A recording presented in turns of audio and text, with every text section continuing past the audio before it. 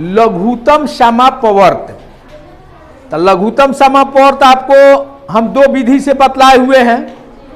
पहला बतलाए थे कौन विधि? अपवर्त विधि से। दूसरा का बतलाए थे अभाज्य गुणन खंडन विधि। और यह तीसरा विधि है भाग विधि। और प्रायः हम लोग जो लघुत्तम समापवर्त निकालते हैं भाग विधि से ही निकालते हैं। तो भाग विधि में क्या होता है कि सबसे छोटी अभाज्य संख्या से जो संख्याएं दी गई रहती है उसमें भाग करते हैं। जैसे देख लीजिए क्वेश्चन है 15, 24, 32 तथा 36 का भाग विधि से लस मतलब लघुत्तम समापवर्त निकालो। किस विधि से निकालना है? भाग विधि से। तब इसका हल जब करेंगे हम नहीं तो यहां 15 कॉमा देंगे, 24 कॉमा 32 तथा 36 है, फिर कॉमा देकर 36 लिखेंगे। अब इसमें संयुक्त रूप से यानी सभी में सबसे छोटी अभाज्य संख्या से भाग देंगे। पहले किससे भाग देंगे? सबसे छोटी अभाज्य संख्या 2 है और एक बार में कम से कम 2 संख्या इसमें जो है वह कटनी चाहिए, यानी 2 संख्या में भाग लगना चाहिए। ठीक है, तो अब यहां देखिए, यहां 2 से भाग कर दिए हम नहीं, तो जिसमें भाग नहीं लगता है पूरा पूरा उसको उसी तरह नीचे उतार दिया जाता है। ठीक है, तब 15 में 2 से पूरा पूरा भाग लगेगा, तब 15 का 15 उतार दिए, कॉमा है तो कॉमा दिए। 24 में फिर 2 से भाग करेंगे, भागफल कितना होगा? 12 हो गया। फिर 32 में 2 से भाग करेंगे तब 16 और 36 में 2 से भाग करेंगे तो 18। फिर क्या करेंगे हम? छोटी अभाज्य संख्या यानी 2 से ही भाग करेंगे। कम से कम देखेंगे कि एक बार में कितना कटना चाहिए? 2। तो 2 से भाग करेंगे तो 15 का 15 फिर हो जाएगा। भाग जब नहीं लगता है पूरा पूरा तो ज्यों का त्यों उतार देते हैं। उसके बाद क्या होगा? 6, उसके बाद 8, उसके बाद 9। पुनः हम किससे भाग देंगे? 2 से ही देंगे। तो 2 से देंगे तो देख लीजिए यहाँ 15 का 15 लिख दिए, भाग नहीं लगा तो 3 हो गया, यहाँ 4 हो गया, यहाँ 9 का 9 हो गया। इसमें भी एक बार में 2 संख्या में भाग लगा है यानी 2 कटा है ना।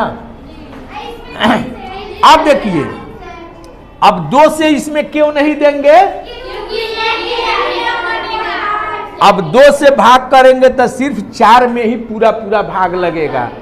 एक नहीं, आज कम से कम कितना कटना चाहिए? 2 संख्या एक बार में, तो एक ही संख्या है ये, इसीलिए अब 2 छोड़ देंगे, उससे बड़ी अभाज्य संख्या लेंगे।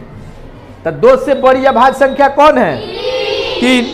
3 से नहीं लगता तब हम उसके ऊपर लेते, लेकिन 3 से लग जाएगा तो 3 से भाग कीजिए तो क्या हो जाएगा? यहाँ 5, ये 1 और ये 4 में भाग नहीं लगेगा तो 4 का 4 हो और ये हो जाएगा 3। हो गया। अब कितना से भाग करेंगे? अब इसमें किसी संख्या से हम भाग देंगे तो एक बार में अब 2 संख्या इसमें से नहीं कटेगा।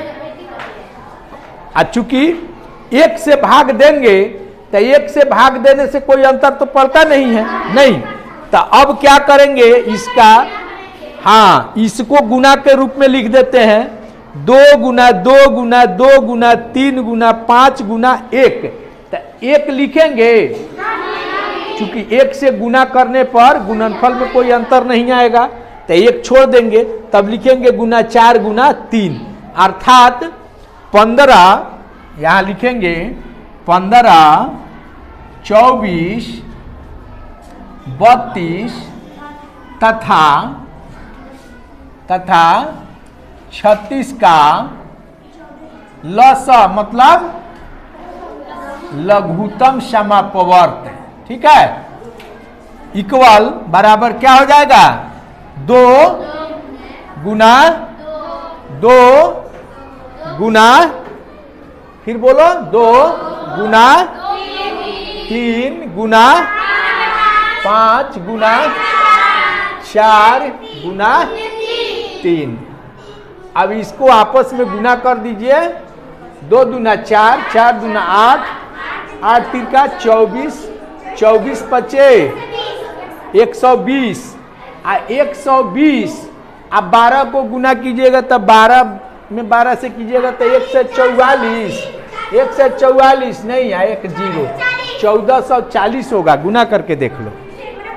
नहीं, ये कितना हो जाएगा? तो ये किस विधि से हुआ? भाग विधि से। और अक्सर हम लोग जो लॉसा निकालते हैं वह भाग विधि से ही निकालते हैं। नहीं, यानी 1440 ही वह छोटी से छोटी संख्या है जिसमें 15, 24, 32 तथा 36 से पूरा पूरा भाग लगेगा। बोलिए, समझ में आया कि नहीं?